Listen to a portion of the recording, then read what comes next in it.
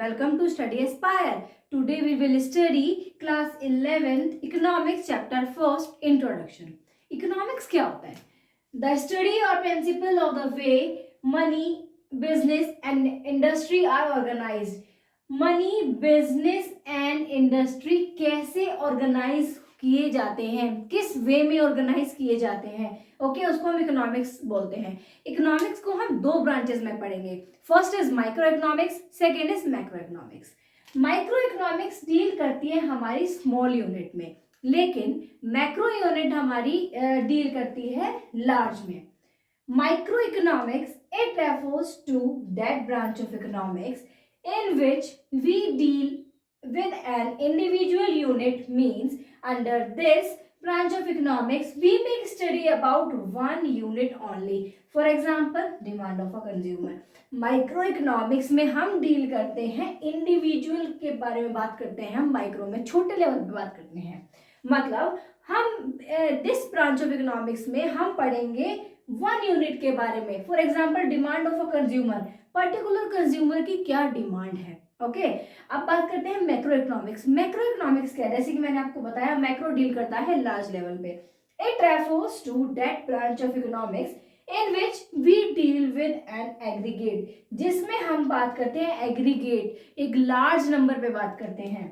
Means under this branch of economics we make study about the whole economy. For example, national income, हमारे पूरे nation की income किस में आता है, मैक्रो इकोनॉमिक्स में. एक लार्ज नंबर पे बात करते हैं, हम लार्ज लेवल पे बात करते हैं, तो वो क्या आएगा मैक्रो में. ओके माइक्रो में स्मॉल एंड मैक्रो में. अब पढ़ते हैं central problems of an economy. Central problem of the economy हमारी है क्या क्या. इकोनॉमिक प्रॉब्लम सबसे पहले जानते हैं होती क्या है. Economic problem refers to that problem which is concerned with the problem of choice. ये उसको कहते हैं जो प्रॉब्लम कंसर्न करती है किससे, प्रॉब्लम ऑफ चॉइस. आपके पास चॉइस बहुत सारी है लेकिन आपको सिर्फ एक ही चूज करना है, ये प्रॉब्लम तब क्रिएट होती है. Means when we have to select the best alternative from various alternatives then such type of problem create. Okay जब हम बहुत सारे अल्टरनेटिव्स हमारे पास होते हैं और हमको चूज एक ही करना है, ये प्रॉब्लम तब क्रिएट होती है. Central problem of an economy, what to produce, how to produce, for whom to produce. What to produce, क्या प्रोड्यूस करें, हाउ टू प्रोड्यूस, कैसे प्रोड्यूस करें, फॉर whom टू प्रोड्यूस, किसके लिए प्रोड्यूस करें, to produce. What to produce में हम पढ़ने वाले हैं this is the major problem for the producer of an economy to decide that what should be produce and in what quantity. ये एक मेजर प्रॉब्लम है प्रोड्यूसर के लिए कि क्या प्रोड्यूस करें और कितनी क्वांटिटी में प्रोड्यूस करें. Means they have to decide that either they produce civilian goods और they produce military goods. Okay civilian goods produce करें या फिर मिलिट्री गुड्स प्रोड्यूस करें. सिविलियन गुड्स में आते हैं हमारे biscuit, shoes, mobile etcetera. Military goods में आते हैं हमारे बुलेट्स एंड गन. याद रखना इसमें हम ये प्रॉब्लम अराइज होती है कि सिविलियन गुड्स प्रोड्यूस करें या फिर हम मिलिट्री गुड्स प्रोड्यूस करें. अब आता है how to produce. This problem is concern with the choice of technique of production. अब देखो अब ये प्रॉब्लम कहाँ राइज होती है कि हम अब कौन सी टेक्निक यूज करें अपने प्रोडक्शन के लिए. ठीक है पहले आता है व्हाट टू प्रोड्यूस, अब आता है हाउ टू प्रोड्यूस. हमने चलो चूज कर लिया हमें क्या प्रोड्यूस करना है, लेकिन अब प्रॉब्लम आती है कौन सी टेक्निक से हम इसको प्रोड्यूस करें.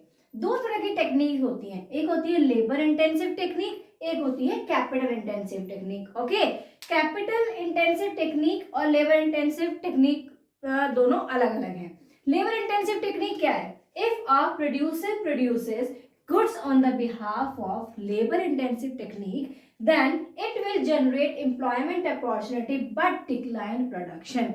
अगर प्रोड्यूसर लेबर इंटेंसिव टेक्निक को यूज करता है तो क्या होगा, प्रोडक्शन तो घट जाएगा लेकिन क्या होगा हमारी एम्प्लॉयमेंट बढ़ेगी, पर उसका फायदा नहीं है ना. लेबर इंटेंसिव टेक्निक से क्या होगा, प्रोडक्शन, हमारा मेन पर्पस तो ये होना चाहिए ना कि प्रोडक्शन ज़्यादा हो, हमें प्रॉफिट ज़्यादा हो. इससे क्या होगा एम्प्लॉयमेंट अपॉर्चुनिटीज तो हो जाएगी लेकिन हमारा प्रोडक्शन घट जाएगा.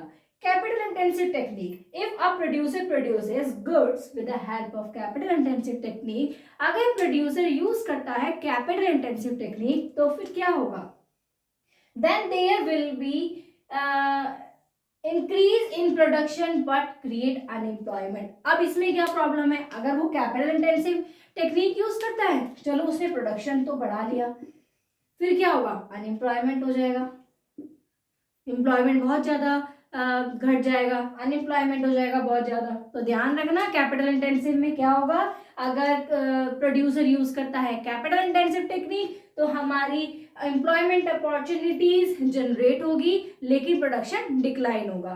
लेकिन कैपिटल इंटेंसिव टेक्निक में अनएम्प्लॉयमेंट हो जाएगा लेकिन प्रोडक्शन हमारा बढ़ जाएगा। हमारी third central problem, okay, for whom to produce। This problem is concern with the distribution of goods. किससे क्रिएट होती है problem, distribution of goods. Means under this problem they have to decide that either they produce goods for those who have purchasing power और for those who have not purchasing power. पहले हमने क्या पढ़ा, what to produce, हम produce क्या करें, हमने वो डिसाइड कर लिया क्या प्रोड्यूस करें। फिर हमारी प्रॉब्लम आती है हाउ टू प्रोड्यूस, कौन सी टेक्निक से प्रोड्यूस करें, हमने वो भी डिसाइड कर लिया कि कौन सी टेक्निक से प्रोड्यूस करना है। लेकिन अब बात आती है कि हम किसके लिए प्रोड्यूस करें गुड्स, जिनके पास परचेजिंग पावर है उनके लिए या फिर जिनके पास परचेजिंग पावर नहीं है उनके लिए। तो ये है हमारी central problem of an economics. Positive economics, it refers to that economics which deal with what we are. ये किससे डील करता है कि हम क्या हैं, व्हाट वी आर, और वेयर वी आर, और हम कहाँ पे हैं। It tell us about the actual position of our economy। ये बिल्कुल करेक्ट और एक्चुअल पोजीशन बताता है हमारी इकोनॉमी की, उसको हम पॉजिटिव इकोनॉमिक्स कहते हैं। पॉजिटिव इकोनॉमिक किससे डील करता है, what we are and where we are, ये ध्यान रखना बस। Normative economics, what is normative economics? It deal with what should be। ये किससे डील करता है, क्या होना चाहिए। It refers to that economics which deal with what should be। किससे डील करता है, what should be। It is suggested in nature because it tells us that what should be done for the development of an economy। ये बताता है कि हमारी economy के development के लिए क्या क्या हमें करना चाहिए, क्या क्या होना चाहिए, उसको हम बोलते हैं normative economics. Difference between micro economics and macro economics. Microeconomics, it refers to that branch of economics in which we deal with an individual unit। Microeconomics में हम किससे डील करते हैं, इंडिविजुअल यूनिट से। ओके, अब बात करते हैं मैक्रो इकोनॉमिक्स की। It refers to that branch of economics which we deal with an aggregate. जिससे हम बात करते हैं एग्रीगेट से डील करते हैं हम। इंडिविजुअल मतलब सिंगल यूनिट की बात कर रहे हैं, एग्रीगेट मतलब बहुत सारी यूनिट की बात कर रहे हैं। Its main tool are demand and supply. इसके मेन टूल क्या है, डिमांड एंड सप्लाई। लेकिन मैक्रो इकोनॉमिक्स के मेन टूल्स क्या है, हमारे aggregate demand and aggregate supply. Okay, अब बात करते हैं इनकी मेन प्रॉब्लम क्या है। माइक्रो इकोनॉमिक्स की मेन प्रॉब्लम क्या है, price determination and allocation of resources are its main problem. Microeconomics के अंदर आता है price determination and allocation of resources, जो कि इसकी मेन प्रॉब्लम है।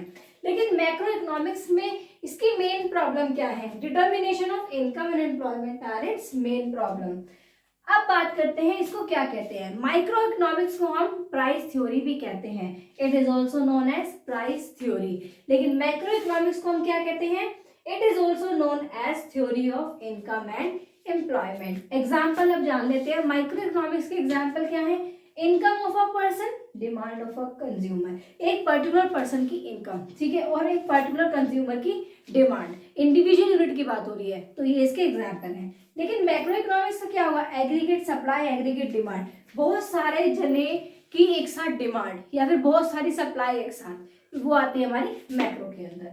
नेशनल इनकम भी इसके अंदर आता है मैक्रो इकोनॉमिक्स के अंदर। तो ये हमारा डिफरेंस है micro. What is opportunity cost. Opportunity cost किसे कहते हैं हम, it refers to that cost in which one commodity is sacrificed for foregone for the production of an another good। It is also known as sacrificing cost। opportunity cost को हम sacrificing cost भी कहते हैं, और opportunity cost हम उसे कहते हैं, मतलब हम दूसरी, आपके पास दो प्रोडक्ट हैं, ठीक है, आपके पास दो प्रोडक्ट है और आप दूसरा प्रोडक्ट सेक्रीफाइस कर रहे हो फर्स्ट वाले को गेन करने के लिए, ठीक है, या फिर आप सेकंड वाला कंज्यूम कर रहे हो, फर्स्ट वाला सेक्रीफाइस कर रहे हो, तो आपको एक सेक्रीफाइस करना पड़ेगा एक अल्टरनेटिव को गेन करने के लिए। तो उसको हम अपॉर्चुनिटी कॉस्ट कहते हैं कि आप किसी एक को सेक्रीफाइस करके एक को कंज्यूम करते हो, एक को चूज करते हो, उसको हम अपॉर्चुनिटी कॉस्ट कहते हैं।